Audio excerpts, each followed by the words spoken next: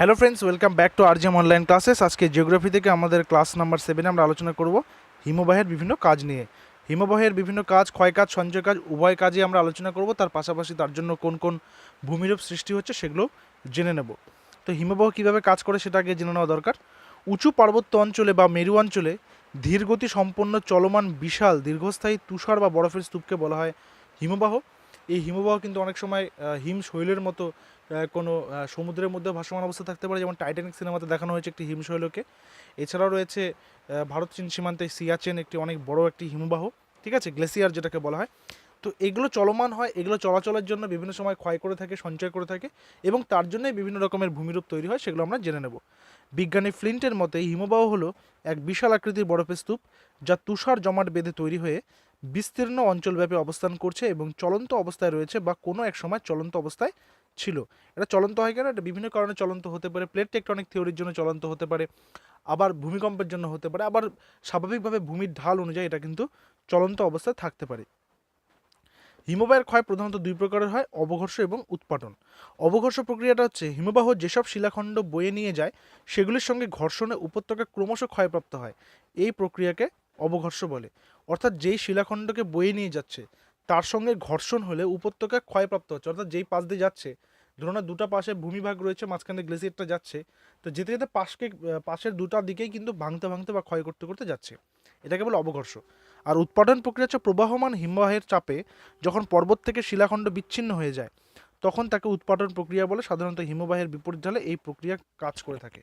অর্থাৎ ঘর্ষণ করে চলে গেল এবং তারপরে কি, তারপরে দেখা গেল যে পার্শ্ববর্তী যে ভূমিভাগ রয়েছে সেই পার্শ্ববর্তী ভূমিভাগে যে একটি শিলাখণ্ড ছিল সেটা ওখান থেকে নিজের জায়গা থেকে চ্যুত হয়ে পড়ে গেল।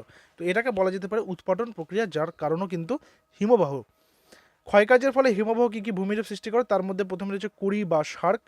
বলছে পার্বত্য হিমবাহ ও তার সাথে বাহিত শিলাখণ্ডের ঘর্ষণে, মনে করো পাহাড়ি অঞ্চলে হিমবাহ যাচ্ছে, তার সাথে কোনো শিলাখণ্ডও যাচ্ছে, এবং ঘর্ষণে হিমবাহ উপত্যকা একদিকে ক্ষয় পেয়ে খুব খাড়া হয়, আর মধ্যবর্তী অংশ গর্তের মতো গভীর হয়ে অনেকটা হাতল ছাড়া ডেক চেয়ারের মতো দেখতে মনে হয়। অর্থাৎ যেহেতু ঘর্ষণ হচ্ছে, ঘর্ষণ হওয়ার ফলে খাড়া হয়ে যাচ্ছে, এবং তার পাশাপাশি মধ্যবর্তী অংশ যেটা, যেহেতু ওটা পার করে চলে গেল, সেখানে একটা গর্তের সৃষ্টি হয়, যেটাকে দেখতে মনে হয় একটা হাতল ছাড়া ডেক চেয়ার, ঠিক আছে। এই রকমের ভূমিরূপকে স্কটল্যান্ডে করি বলা হয়ে থাকে, ফ্রান্সে শার্ক বলা হয়ে থাকে, ওয়েলসে কুম বলা হয়ে থাকে, জার্মানিতে কার বলা হয়ে থাকে। তো চারটা নামই এখানে দিয়েছি কোন জায়গায় কী কী বলা হয়ে থাকে। হিমবাহ গলা জল করিতে জ্বলে, বা করি যে পার্টটা আমরা বললাম যেটা নিচে একটি অংশ ডেক চেয়ারের মতো মনে হয়, সে করিতে জমে গিয়ে হ্রদ সৃষ্টি হলে তাকে করি হ্রদ বলা হয়ে থাকে। উদাহরণ দেখো, উদাহরণ হচ্ছে হিমালয়, আল্পস প্রভৃতি হিমবাহ অধ্যুষিত পার্বত্যাঞ্চলে এই প্রকার ভূমিরূপ কিন্তু দেখতে পাওয়া যায়। নেক্সট আসবো হচ্ছে আমরা এরিটি বা হিমশিরা।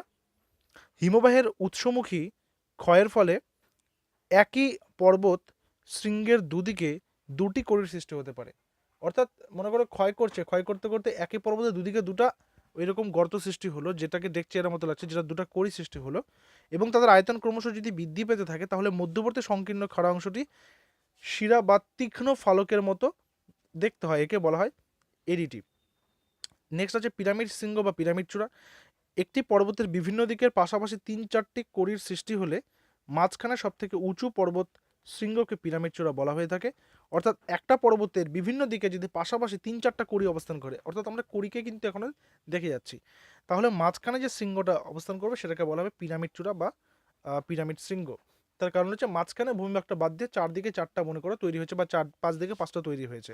উদাহরণ রয়েছে কি গঙ্গোত্রীর কাছে অবস্থিত নীলকণ্ঠ ও শিবালিক পর্বতশৃঙ্গ, এবং আল্পসের ম্যাটার্ন হল বিখ্যাত পিরামিড শৃঙ্গের কিন্তু উদাহরণ। নেক্সট আমরা আসবো হচ্ছে হিমখাত বা হিমদ্রোণী। হিমখাত বা হিমদ্রোণীটা কি? হিমবাহ কোনো নদী উপত্যকার মধ্য দিয়ে প্রবাহিত হলে হিমবাহ উপত্যকা দেখতে ইংরেজি ইউ অক্ষরের মতো হয়, একে হিমদ্রোণী বা হিমখাত বলে। হিমখাতের তলদেশে অনেক সময় সিঁড়ির মতো ধাপ দেখা যায়, এদের হিম সোপান বলা হয়। সোপান মানে সিঁড়ি, এই পার্টটা তাহলে তোমাদের আশা করি মনে থাকবে। হিমদ্রোণীটা কি আরেকবার দেখে নিচ্ছি, বলছে হিমবাহ কোনো নদী উপত্যকার মধ্য দিয়ে যদি প্রবাহিত হয়, মনে করো জমে গেছে শীত প্রধান দেশগুলোতে, ফ্রোজেন হয়ে গেছে নদীটা, তারপর সেখান থেকে কোনো একটা হিমবাহ প্রবাহিত হচ্ছে, তখন কি হয় সেটা দেখতে ইউ আকৃতির মতো হয়। যখন আমরা নদীর ক্ষয়কাজ পড়েছিলাম উচ্চ গতিতে আই এবং ইউ আকৃতির, ঠিক সেটা সেরকম টাইপের কথা কিন্তু বলা হচ্ছে। নেক্সট ঝুলন্ত উপত্যকা। ঝুলন্ত উপত্যকাটা কি? উপত্যকা কি ঝুলবে? দেখো তা কিন্তু নয়, দেখতে মনে হবে এরকম। অনেক সময় একটি প্রধান হিমবাহ উপত্যকার সাথে অনেকগুলি উপ হিমবাহ উপত্যকা এসে মিলিত হয়, অর্থাৎ হিমবাহ ক্ষয় করছে, ক্ষয় করার পাশাপাশি চারিপাশ থেকে আরও কয়েকটা হিমবাহ এসে কী করছে, সেখানে যুক্ত হচ্ছে। কিন্তু প্রধান হিমবাহ উপত্যকাগুলির গভীর ও চওড়া হওয়ায় উপহিমবাহগুলি একই তলে প্রধান হিমবাহ উপত্যকার সাথে মিলিত হতে পারে না, যেহেতু চওড়া থাকছে প্রধান হিমবাহটা, আর ছোট ছোট যেগুলো উপহিমবাহ রয়েছে সেগুলো ছোট হচ্ছে, যে কম চওড়া থাকছে, তাই উপহিমবাহ উপত্যকাগুলি প্রধান হিমবাহ উপত্যকার উপর ঝুলন্ত অবস্থায় রয়েছে বলে মনে হয়। এইভাবে ঝুলে থাকা উপহিমবাহ উপত্যকাগুলিকে ঝুলন্ত উপত্যকা বলা হয়। দেখে মনে হয় ঝুলন্ত, তাই জন্য ঝুলন্ত উপত্যকা। এখানে বলা হচ্ছে হিমালয়ের বদ্রীনাথের নিকট কুবের পর্বত শৃঙ্গের কাছে এরূপ ঝুলন্ত উপত্যকা রয়েছে। নেক্সট আসবে হচ্ছে রসে মোতানে। রসে মোতানাটা কি? রসে মোতানাটা দেখে নাও। রসে মোতানে হচ্ছে হিমবাহের প্রবাহপথে কোনো কঠিন শিলাখণ্ড উঁচু ঢিবির আকারে যদি অবস্থান করে, হিমবাহটা চলছে তার সামনে কোনো একটি কঠিন শিলাখণ্ড দাঁড়িয়ে রয়েছে, এবার হিমবাহ তো সেটাকে টপকে যেতে পারছে না, তখন কি করবে, শিলাখণ্ড অবঘর্ষ প্রক্রিয়ায় ক্ষয়প্রাপ্ত হয়ে মসৃণ ও শিলাখণ্ডের বিপরীত দিকে উৎপাটন প্রক্রিয়ায় ক্ষয়প্রাপ্ত হয়ে অসমতল ও ফাটলযুক্ত অবস্থায় অবস্থান করবে। এবার হিমবাহ তো একটা প্রেশার দেবে, তার ফলে কি হচ্ছে, তার ফলে সেখানে একটা মসৃণ হয়ে যাচ্ছে ক্ষয় পেয়ে পেয়ে, এবং তার উল্টা দিকটা কি হচ্ছে, উৎপাটন প্রক্রিয়া সৃষ্টি হচ্ছে। উৎপাটনটা আমরা প্রথমে বললাম, অবঘর্ষ উৎপাটন একসাথে তৈরি হচ্ছে, এখানে একসাথে কাজ করছে। বিজ্ঞানী সসার 1804 খ্রিস্টাব্দে রসে মোতানে শব্দটি প্রথম ব্যবহার করেছিলেন। নেক্সট আছে টিলা এবং পুচ্ছ। টিলা এবং পুচ্ছ কি আছে, হিমবাহের প্রবাহপথে কঠিন এবং কোমল শিলাখণ্ড পরপর অবস্থান করলে অনেক সময় কঠিন শিলা কোমল শিলাকে হিমবাহের ক্ষয়কার্য থেকে কিছুটা রক্ষা করে।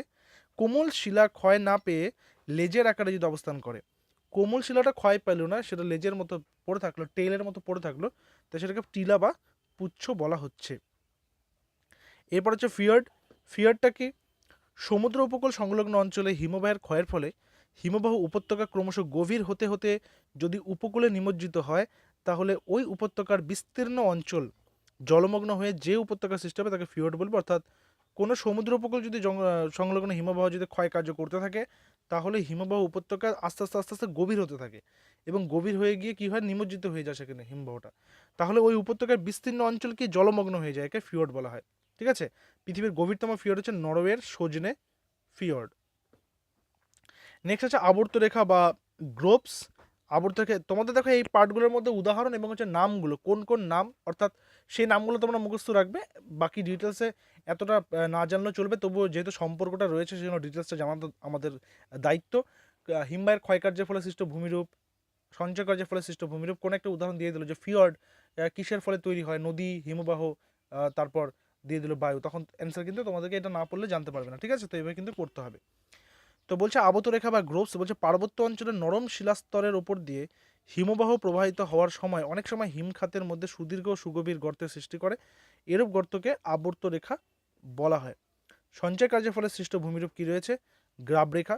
হিমবাহ দ্বারা বাহিত প্রস্তরখণ্ড পর্বতের নিচে পড়ে চাপ ও তাপের জন্য বরফমুক্ত হয়ে পড়ে ও বিভিন্ন স্থানে সারিবদ্ধভাবে সঞ্চিত হয়, এই সঞ্চিত প্রস্তরখণ্ডকে গ্রাবরেখা বলে। গ্রাবরেখাকে কয়েকটি ভাগে ভাগ করা যায়, সম্মুখ, মধ্য এবং প্রান্ত আবদ্ধ তলদেশ গ্রাবরেখা। নেক্সট আসবে আগামুখ।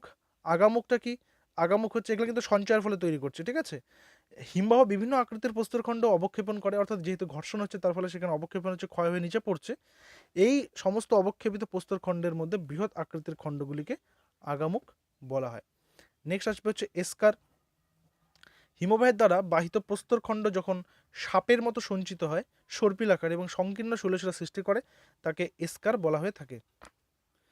এরপর হচ্ছে স্ক্যান্ডিনেভিয়া অঞ্চলে এই ধরনের এস্কার কিন্তু দেখা যায়। তারপর হচ্ছে কেম। হিমবাহের সঞ্চয় কার্যের ফলে অনেক সময় হিমবাহের শেষ প্রান্তে বালুকা, কাদা ইত্যাদি দ্বারা ত্রিকোণাকার বদ্বীপের সৃষ্টি হয়, একে কেম বলা হয়। অর্থাৎ বদ্বীপ শুধুমাত্র নদী তৈরি করবে তা কিন্তু না, হিমবাহ কিন্তু তৈরি করছে, এবং সেটাকে বলা হচ্ছে কেম। এরপর হচ্ছে ড্রামলিন, যে এই প্রশ্নটা এর আগে দু একবার আসতে দেখা গেছে, ড্রামলিনটা ভালো করে তোমরা দেখবে।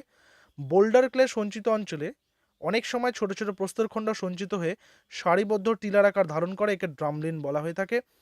একে দেখতে অনেকটা উল্টানো চামচের মতো লাগে। ড্রামলিনের গঠন হিমবাহের বিশেষ অবস্থাকে নির্দেশ করে। সুইডেন এই ধরনের ড্রামলিন প্রচুর দেখতে পাওয়া যায়, সুইডেনে এই ধরনের ড্রামলিন দেখতে কিন্তু পাওয়া যায়। বোল্ডার ক্লে রয়েছে পর্বতের পাদদেশে হিমবাহে গলে গলে, এটা গলে হচ্ছে এটা গলে নয়, এটা গলে গেলে গল হয়ে গেলে, ঠিক আছে, অর্থাৎ সেটা যদি মেল্টিং হয়ে যায়, মেল্টেড হয়ে যায়, গলে গেলে নুড়ি, শিলারেণু, বালি ও কাদা সঞ্চিত হয়, এবং মহাদেশীয় বা পার্বত্য হিমবাহ গলে গেলে তার নিচে অবস্থিত বালির সাথে নানান কাদাকে বোল্ডার বলা হয়ে থাকে। Boulder clay. এরপর হচ্ছে নব।